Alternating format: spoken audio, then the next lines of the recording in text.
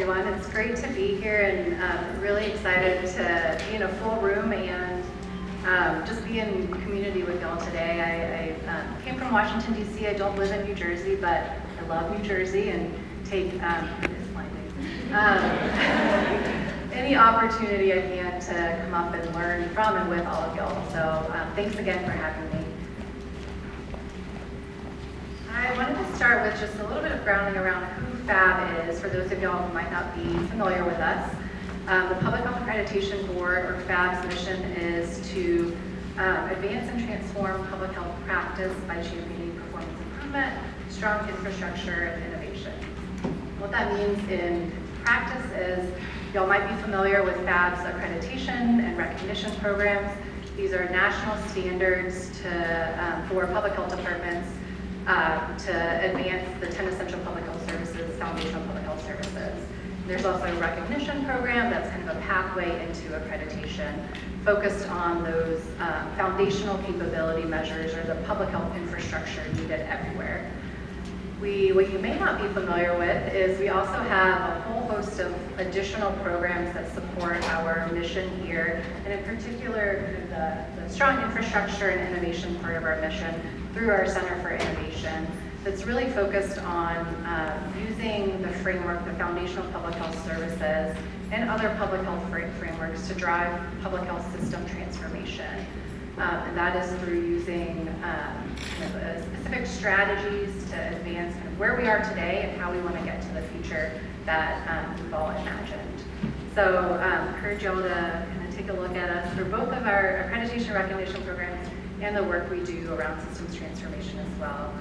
And I just want to also highlight kind of I'm going to do some grounding too in terms of kind of the need for transformation. We saw some of that already.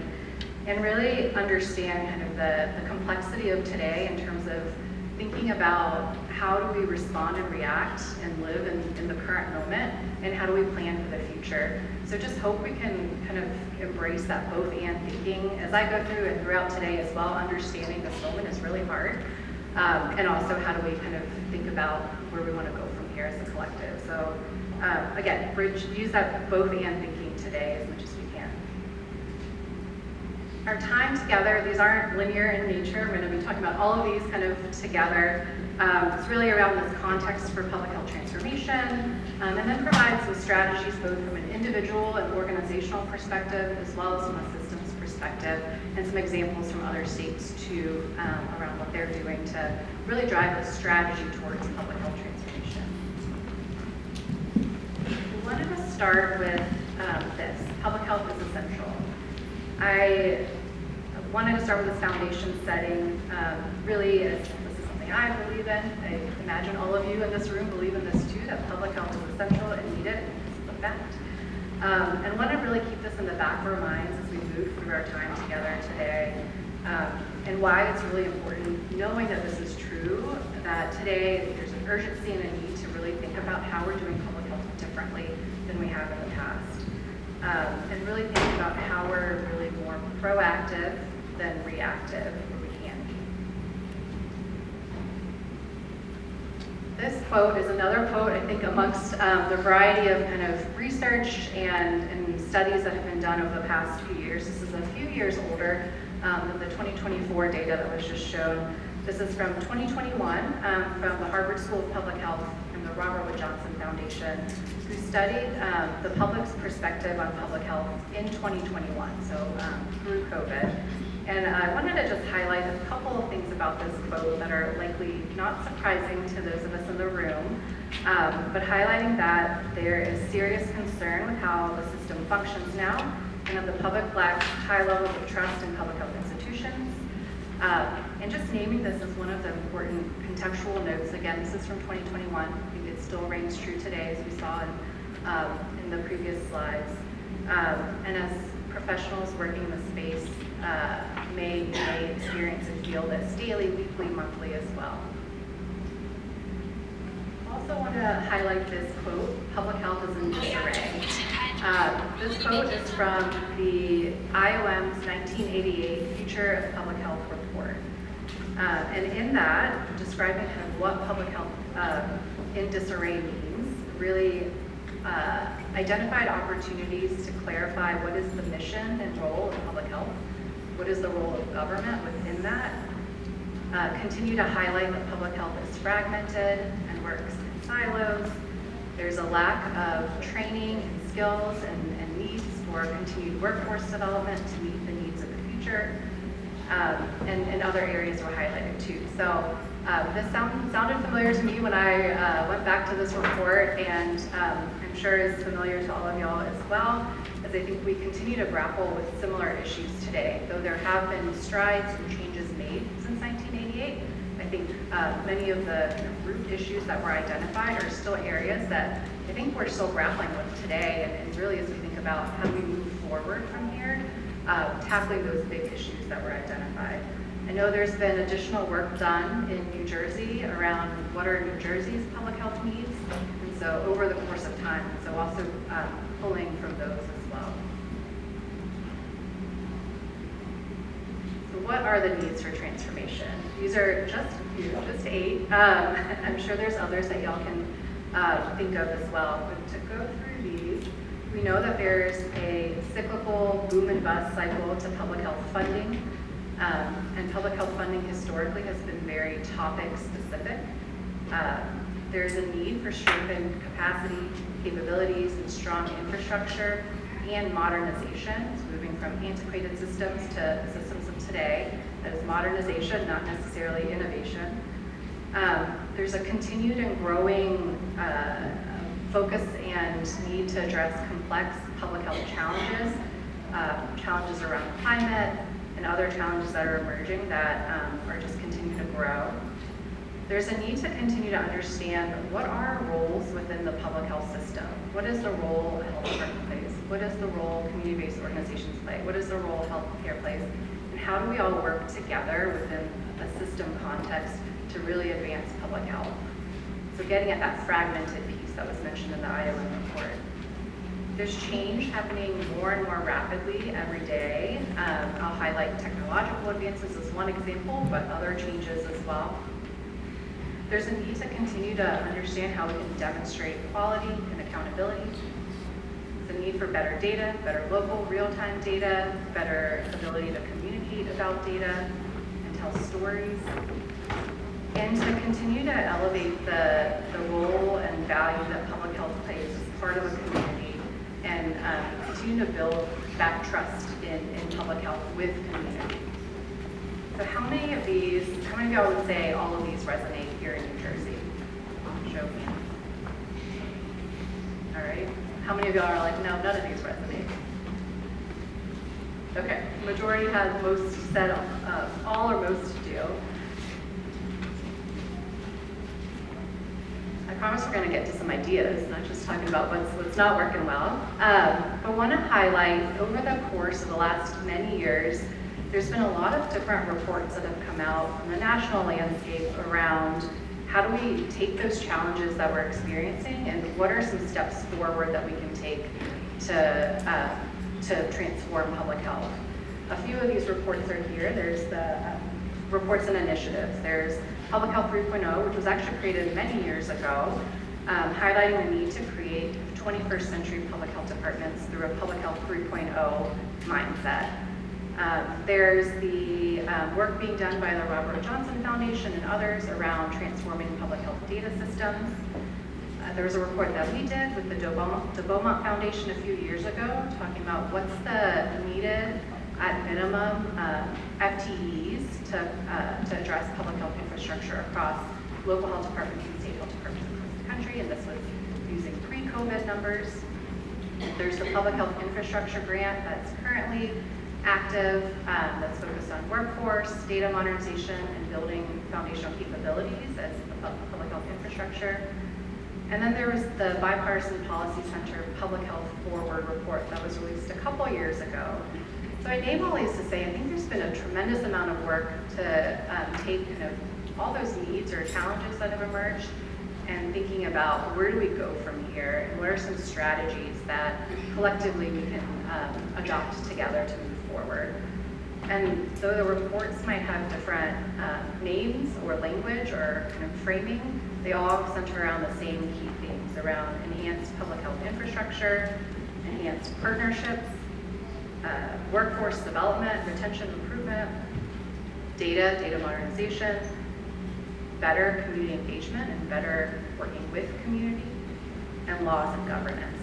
So I highlight those to say there's a lot of reports that have been done. I'm sure there's similar information from kind of data and reports in New Jersey to really think about, all right, these are the areas we really need to focus on to move public health forward if we're really going to evolve to kind of the 21st century public health departments and systems.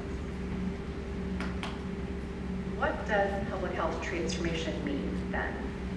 We have a definition here, a little academic, and it was created with folks, like all of you in the field. So I'll go ahead and read it. Public health transformation requires reimagining and developing a common vision to ensure the mindsets, capacity, resources, and workforce necessary to provide equitable foundational public health services and essential public health services to advance health, well-being, and equity. It occurs through a fundamental shift in the way a public health system is structured, functions, and interacts through continuous quality improvement, innovation, partnerships, community-led efforts, and systems change. And I really, for this definition, want to highlight the shared vision piece of this. Really, really important. I think it's really easy to want to jump into all the ways we can fix the system and jump into solutions, but stepping back and thinking about what's the shared purpose or shared vision for where we want to go together is an essential first step before jumping into those solutions. In a different way, as the definition stated, public health transformation requires sustaining what's working, building on what can be improved, and reimagining what could be so that all people and all communities can thrive. So I wanted to highlight a different way to think about it in a more practical way. On one end of the range here, on the left side over there, we think about improvements to our current system. So what are those incremental changes or day-to-day changes we can make within the confines of our current systems and structures and how they operate? That's often where we see quality improvement initiatives. And on the other side, on the right side, there's the need to also think about reimagining public health. It's a term we've probably all heard. And really thinking about how do we think outside of our current systems and structures? How do we think different about how we do public health? And what are those radical or disruptive changes that we can implement that's going to truly transform the way we do things? As we know, based on the needs, there's a need to do so in a different way. And innovation is kind of in the middle, it kind of straddles both. There's innovation that happens as you're making incremental changes. There's innovation that's happening as you're thinking about reimagining or disruptive changes.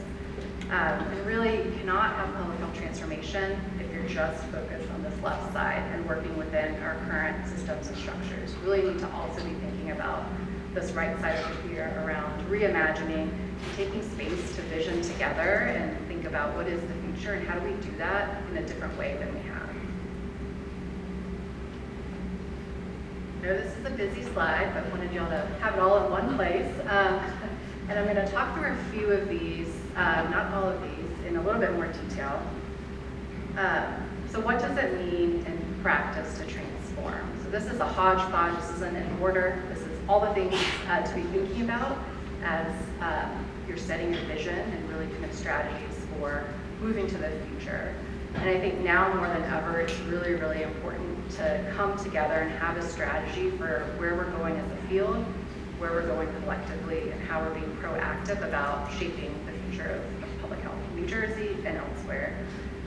The first on this list is using frameworks as a guide. I'm going to talk about our two core public health frameworks in just a moment, but really using them as a guide to push the work that you're doing, the 10 essential public health services and the foundational public health services. They exist for a reason, and I think are really good to help shape kind of the what and not necessarily the how. Really thinking about shared stewardship approaches. I think going back to that piece around the fragmented system, working in silos, how do we really work more collectively and differently in a shared stewardship approach, understanding that public health is essential, and so really seeing it as kind of a shared approach to addressing public health in the future. And everyone has a role to play. There are a role for health departments, There's roles for community organizations, there's roles for students, there's roles for others. Within that system, really kind of thinking about how do you define what everyone's role is, and how do you move forward collectively as a system. It's about working with building the needed infrastructure, the workforce, and data, as we've talked about earlier. Thinking about public health financing and sustainability differently. We know that there's a need to think about showing me the money in a different way. Kind of use that quote, right? In a different way than we have in the past. So really having a focus on financing sustainability. There's a need to, this comes back to the shared stewardship approaches around deepened community weaving. I like the word weaving over engagement. It kind of implies more of a shared approach versus kind of a transactional relationship. But really leveraging strengths of everyone within the system and how we move forward together, as well as coalition building. It requires building future-oriented systems. So a future-oriented health department, a future-oriented public health system. I'll talk a little bit about what that means in just a minute. But a few aspects of that are being agile, being adaptable, being resilient. I think a common approach I know how I learned how to implement programs and projects is you develop out a project plan, you implement that, you evaluate it, great. How are we doing things a little bit differently where maybe we prototype a part of a project, iterate on that, and then implement it and evaluate as we go so that we're being a little bit more agile and adjusting to needs that are emerging as we go along. Embracing an innovation mindset and culture, that is exactly an aspect of innovation. And I'll talk a little bit more about what are some of the ways that you can embrace the innovation mindset and culture. Demonstrating ability to meet national standards like through FAB accreditation, and multi-solving, which is really thinking about here's our breadth of issues that we have. How can we develop solutions that might be able to address multiple issues versus focusing on single issues at a time. So really multi-solving for many issues. I think there's a lot of great solutions for climate that are multi-solving solutions as well. That slide earlier. I wanted to talk a little bit, going to the core frameworks piece that I mentioned earlier, the 2 core frameworks for public health. So again, there's a lot of strategies for how we advance public health, and this is really the what of what public health does. The frameworks serve different purposes, but are related and aligned. The 10 essential services is really about what's the responsibility of the public health system. That includes both government and non-governmental agencies. So what is the responsibility and what should the whole public health system be doing? The foundational public health services is about this minimum package of services that should be available everywhere for public health to work anywhere. And that is the responsibility of government. It doesn't mean government is the provider of all of those services, but as the minimum package of public health services, it's the responsibility.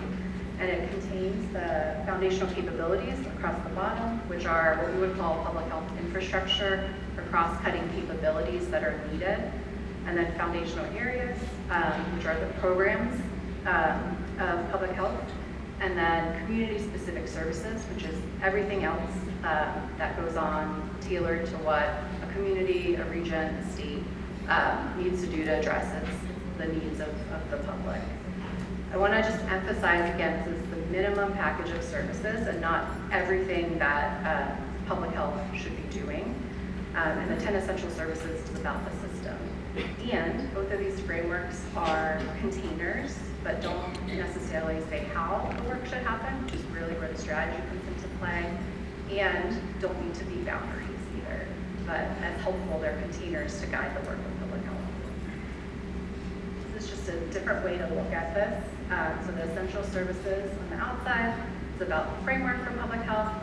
The FPHS is the responsibility of government and provides that minimum package of services. And then FAB accreditation really looks at pulling from those 2 frameworks and demonstrating quality and performance of health departments. A little bit more detail about what that looks like, and really wanted to highlight this. These are some of the what's behind accreditation, alignment with the frameworks. cetera, but really does provide kind of a framework to guide work in operationalizing the essential services and the foundational public health services. And there are foundational capability measures that really focus on the public health infrastructure that's needed. Okay.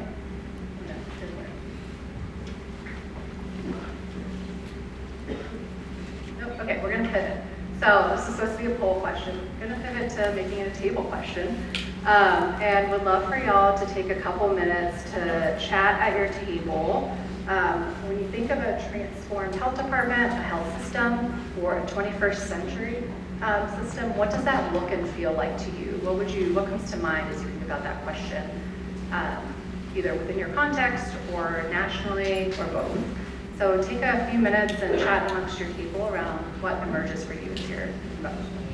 A lot of good chatter. There'll be plenty of time to keep talking with each other. To see some themes and just reading through as things that come in around being valued, having full needed funding, staffing, technologies, integration across different systems. So I think folks are still typing, so you're welcome to keep typing. We'll be opening on the next one. I want to focus a little bit on what does it mean, following on from some of the slides around what does it mean to be a transformed health department or a health system, and thinking about what does it mean to be a future-oriented health system or health department. And these are some strategies I think as individuals you can kind of think about adopting into your day-to-day, as an organization adopting in day-to-day practices, and really as you're thinking about systems transformation, how to think about approaching it with a future-oriented mindset. So innovation, having that innovation mindset, it doesn't mean having to come up with brilliant innovations. It really is adopting the mindset of how do you think with an innovation mindset. Thinking ahead 10 to 20 years, I think we do a lot of strategic planning in public health, which is a 1 to 2 to 3 to 5 year time frame, which is great, helps us get aligned on moving forward our short-term strategy. And how do we think about the long game? How do we think about 10 to 20 years from now and what that future should look like, and really be building with that future in mind. That's coupled with number 5, being adaptable, because that future might look different. And so not having this rigid plan in place today to address 10 years from now, but being adaptable and flexible throughout the years to adjust and maybe settle on a new direction or a new vision as you learn more about what's needed. But really kind of approaching things with that future-oriented mindset, knowing that not everyone needs to have that skill set. And I'll talk a little bit about how you understand what your orientation is to the future to help understand how you contribute to those conversations. Examining trends and signals. I think in public health, we're really good at examining trends, right? We know where things are going because we can look at the data and say, this is the trend line and this is what it's gonna be from now. Also building the muscle of examining signals as well. So looking for those bright spots or maybe not bright spots around something that might signal that there's something to come in the future, and how we can get used to kind of absorbing those and thinking about how we can apply that to our day-to-day work. Understanding your perspective and others around you. So I think that's really around how do we understand how we all orient to today and to the future, and what we're all contributing to conversations. Assuring foundational capabilities. I'm going to keep coming back to that as what's needed for public health infrastructure everywhere. Community weaving and cross-sector collaboration. And I talked a little bit about that earlier, and I know we're going to hear next about community engagement and community partnerships as well. So I'm going to leave it to our experts to share more about strategies around that. And then replicating. We focus a lot on, in an innovation process, around being innovative, but an important part of an innovation process is also being the one to replicate or take something to scale. And that might be the role you play. So it doesn't always have to be coming up with the new ideas, but also how might you take a new idea and then replicate it and grow it to scale.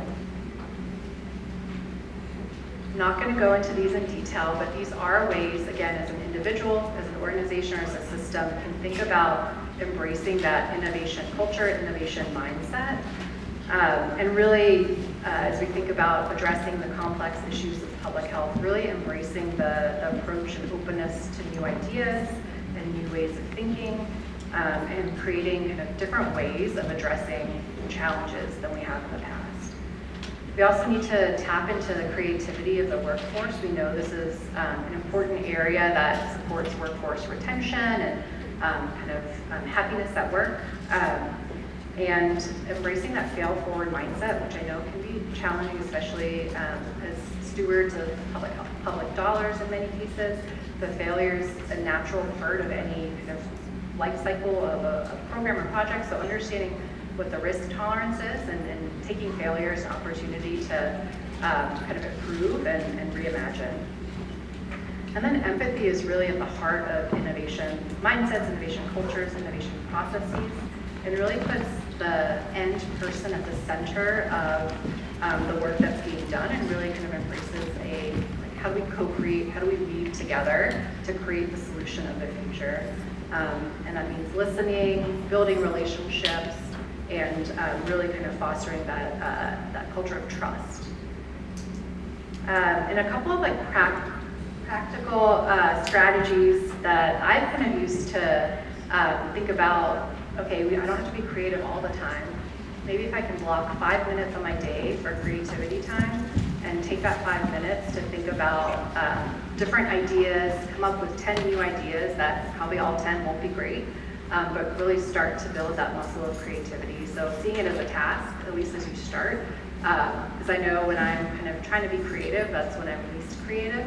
And so again, thinking about a task and spending that time doing creative versus kind of the day-to-day kind of reactive and implementation work that we might be focused on naturally. And I told you I would keep coming back to this. Another essential part of being a future-oriented health department and really being a transformed health department or health system is building those foundational capabilities. So again, in the foundational public health services, this is that bottom block of the cross-cutting skills and capacities needed to then be able to do the strong programmatic work that public health does. I think historically we focused a lot on how do we do the strong programmatic work that we need to do and not assure the foundational capabilities or infrastructure that's needed, just like when you're building a house, you need the solid foundation to then be able to do the rest of the work or to have that amazing pool that you want or whatever it might be in terms of what features you want in a house that are not foundational. And then some of the skills that are part of building these capabilities that are common have emerged in terms of what we're hearing as needs. So data communication skills, communication and messaging. We'll hear a bit later around thinking about framing and values-based messaging, so I won't go into that a bit here. Systems thinking and collaboration, policy and advocacy to support that foundational capability, innovation and really kind of that business mindset, organizing, coalition building, and other strategic skills. And this is PHWIN's, a public health interest and needs survey that's done every few years. There's a new one that the findings will be released soon, so these are a little bit older data. The new findings should be released in the coming weeks or months. So these are from 2021. But just wanted to highlight what emerged through those who completed PHWINs for all employees within health departments, the training needs that were emerging. And you'll see programmatic expertise, which is kind of that technical, topical expertise, is essential and wasn't really emerging as a need in terms of additional growth and skill building opportunities. But the rest kind of align with what I shared earlier around building those cross-cutting skills, leadership skills, communication skills. So just wanted to share this piece of data here, and I imagine that the new data will probably have similar results as well. So we're doing on time. All right, I'm gonna give you all 1 minute. I said we would practice kind of thinking about your orientation to the future. So I wanted to do a quick exercise here. Really to ground in, I think it's important to know how we all approach what our perspectives are and how we approach. Are we more realists? Are we visionaries? Are we something else? Does it change depending on the situation? And I know your answer today might have been different than it was maybe 2 weeks ago to this question. But taking a minute to think about this question, by 2035, the health of individuals, families, and communities in the United States will have measurably improved. The goal here is not to be in the middle. The goal is to pick a side. So you can either agree, and agree is like a 10 or a 9 or an 8, or you can disagree, which is like a 1 or a 2 or a 3. So if you were to think about in 2035 how you would answer this question based on your own perspective, where would you put yourself on the range? You cannot be in the middle. So would you be a 1, 2, or 3, or would you be a 8, 9, or 10? Give y'all a second to think about it, and I'm just going to ask for a show of hands.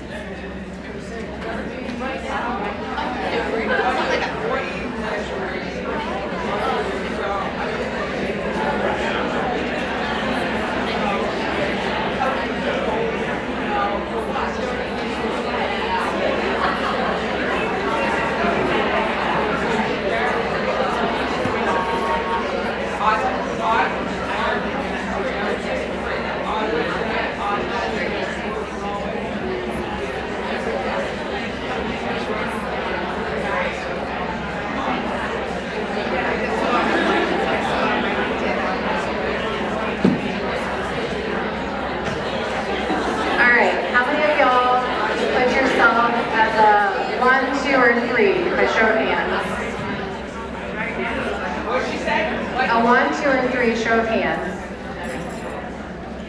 All right, I think that's about half the room. How many of y'all put yourselves as an 8, 9, or 10? Okay, maybe a little less than half.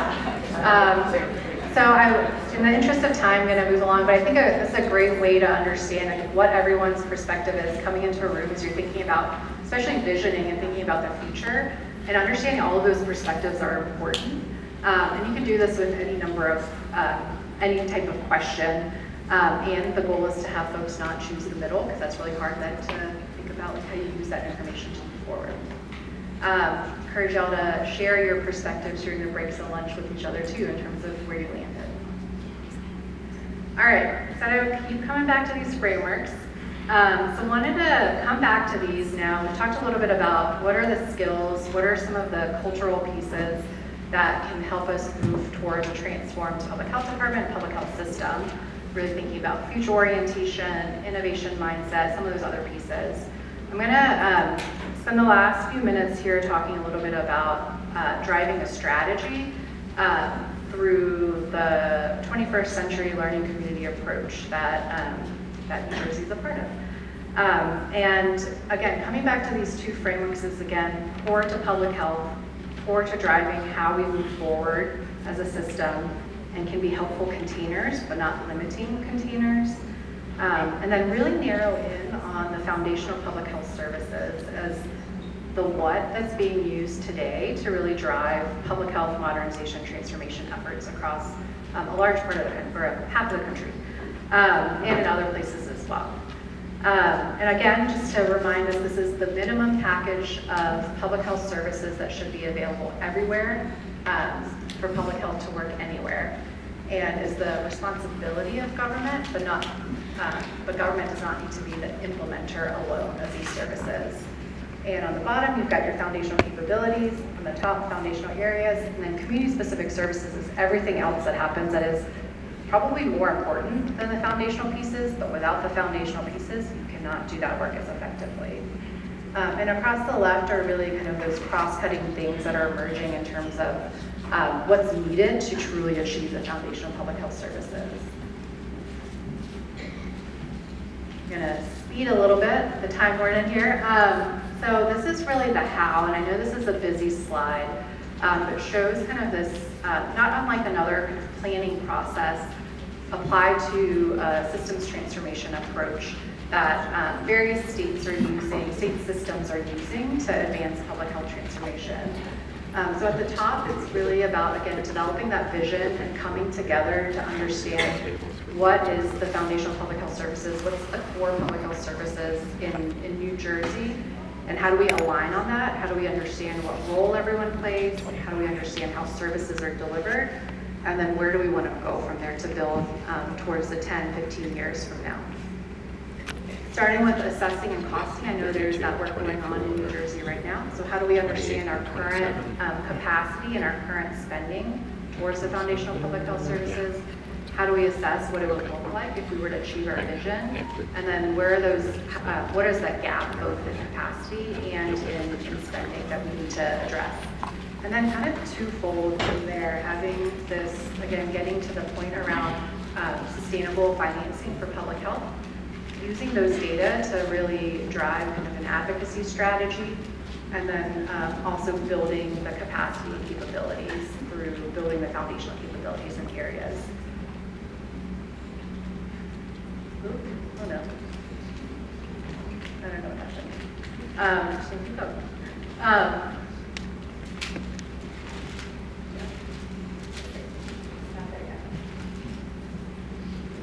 So I do want to just highlight that New Jersey is a part of our wonderful 21st Century Learning Community, which is currently comprised of 21 statewide public health systems that are focused on public health transformation. And the kind of goal of 21C is really taking that systems approach, so both about individual health departments and the system of health departments in advancing foundational public health services. There's a value in peer networking and peer sharing approaches through the learning community, and essential is either working towards or having a strategy or vision in place for what that future looks like. So just a huge kind of kudos to New Jersey for being one of the leaders in this space. Yes.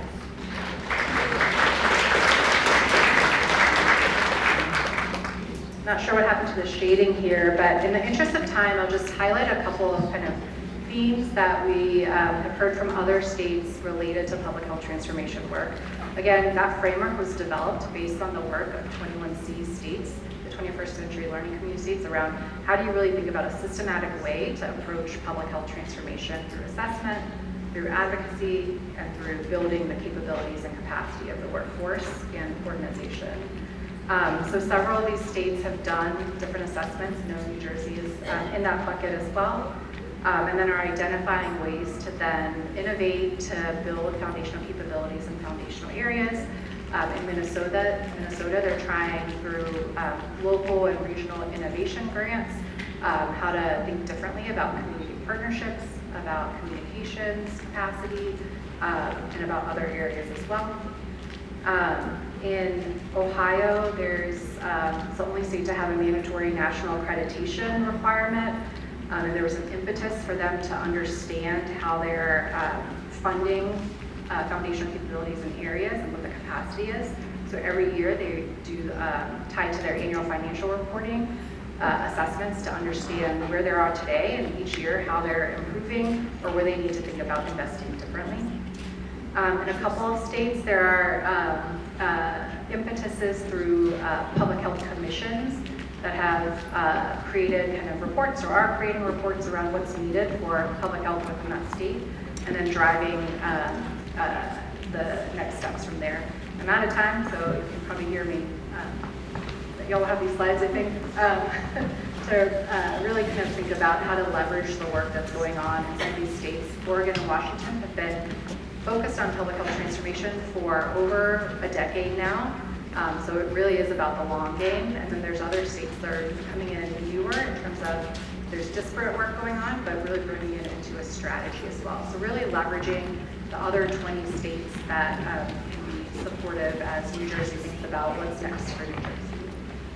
And these are just a few of the themes from the different states. This is y'all. And we won't go into this question, though you're welcome to add into it now. It should be open. And we can share back results through follow-up as well. So sorry to rush there at the end, but really appreciate y'all and happy to chat more later.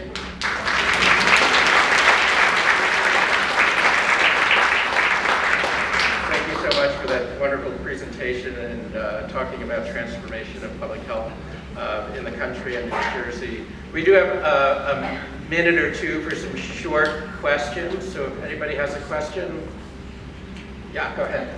Hi, I have